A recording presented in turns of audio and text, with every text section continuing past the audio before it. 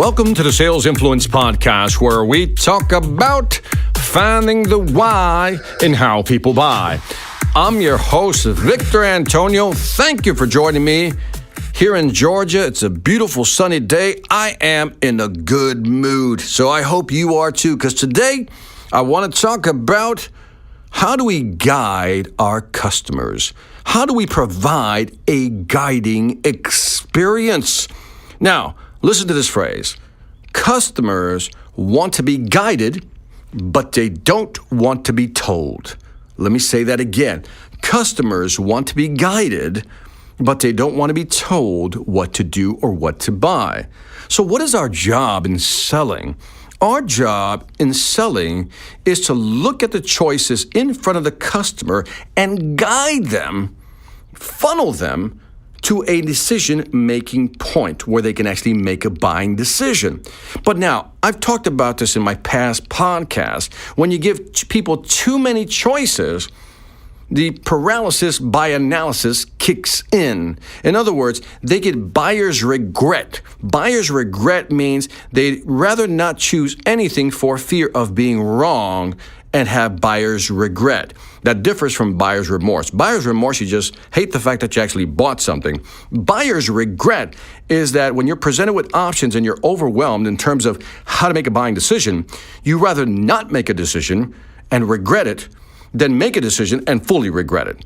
Now, if you heard my past podcast, you know I've talked about this Stanford University experiment. Let me go through it again, and then I'm going to really talk about the guided experience. In that experiment, they had, jams, jellies, right? They had two tables set up, one with 24 flavors, one with 6 flavors. Which one sold more? Obviously, the one with 6 flavors. In other words, only 3% of the people who approached the 24 flavor table bought versus 30% who approached the 6 flavor stand, right, or table. Why? Because in the 24 flavor scenario, there were just too many options, and the customer brains just locked up. Their brains just locked up.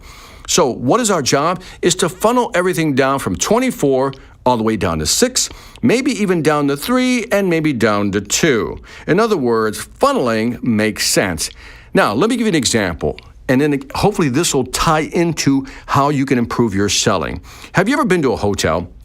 And let's say you go downstairs to the concierge, right? The concierge, you ask the concierge, look, I'm looking to go out to dinner tonight. Can you recommend a place? Right? We've all been in that situation. If you've traveled enough, you've been in that situation like, where would be a good place to eat?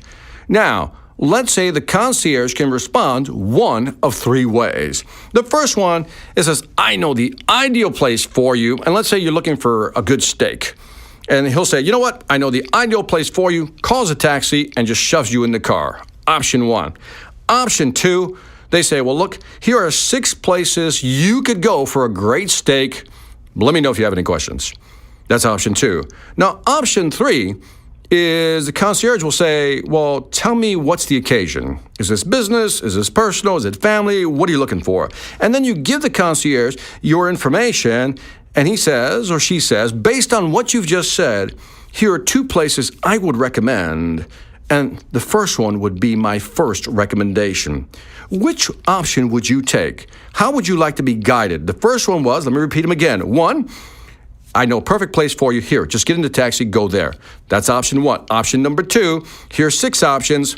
Let me know what you think if you have any questions. Number 3 is you ask questions, what's the occasion, and then you provide 2 options, and then you narrow it down to your favorite. Which one do you think you would go for? Well, if you're like most people, you would go for the 3rd option. You would be more open to that option. Option number 1, where they just tell you to get in the car and you know the ideal place, you had no choice. You had 0 choice. Option number 2, you had 6 places, too many choices. Option number 3, they asked you questions, qualified what you were looking for, and then provided you with 2 options and let you choose from those 2. Now, think about this. Sometimes when we're talking to our customers, we sound like one of these 3 scenarios. For example, in sales, you're talking to the customer tells you a couple of things, and you say, Mr. Customer, I know what you want. Here it is, right? That's almost like saying, get in the taxi, I know what you want. And sometimes you're in the presentation and you say, Mr. Customer, here are 6 products we offer. Which one do you think your company can use? Yes, I've seen that presentation. Here are 6 products we offer, and what do you think you need right now? And the customer's like, I don't know what I need right now. But the third option, which is how true salespeople sell, is to say, tell me what you're looking for, tell me what your pain points are, and then make a recommendation. Narrow it down to 1, 2, or 3, maybe 3, narrow it down to 2, and then help them decide or guide them to which one you want them to choose.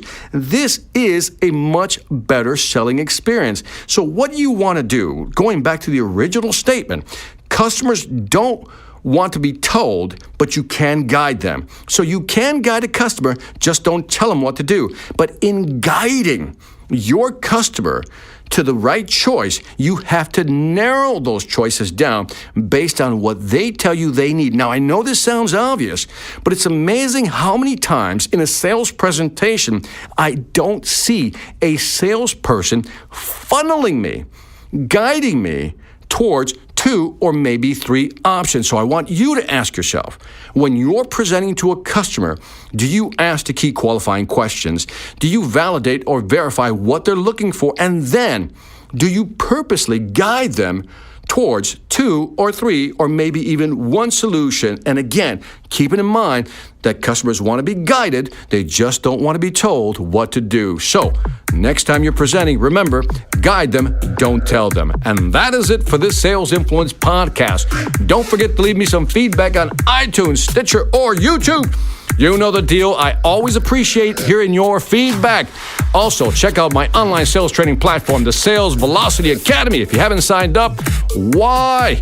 We got 40 plus courses, 400 plus videos. I'm adding one every month. This is great content to help you sell more. So if you're serious about increasing your sales velocity, go to salesvelocityacademy.com. That's salesvelocityacademy.com. Lastly, I want to thank you for listening. This is Victor Antonio, always reminding you, selling ain't hard when you know how. Take care.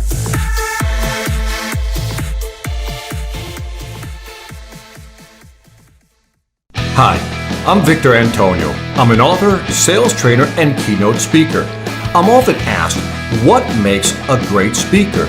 Is it someone who delivers real content that the audience can use? Is it someone who engages the audience so they're part of the learning experience? Or is it someone who can motivate an audience to push them beyond their comfort zone and discover new abilities? The answer is yes. But the most important thing to remember is that I'm not there to look good. I'm there to make my client look good. Simply put, it's never about me, and it's always about them.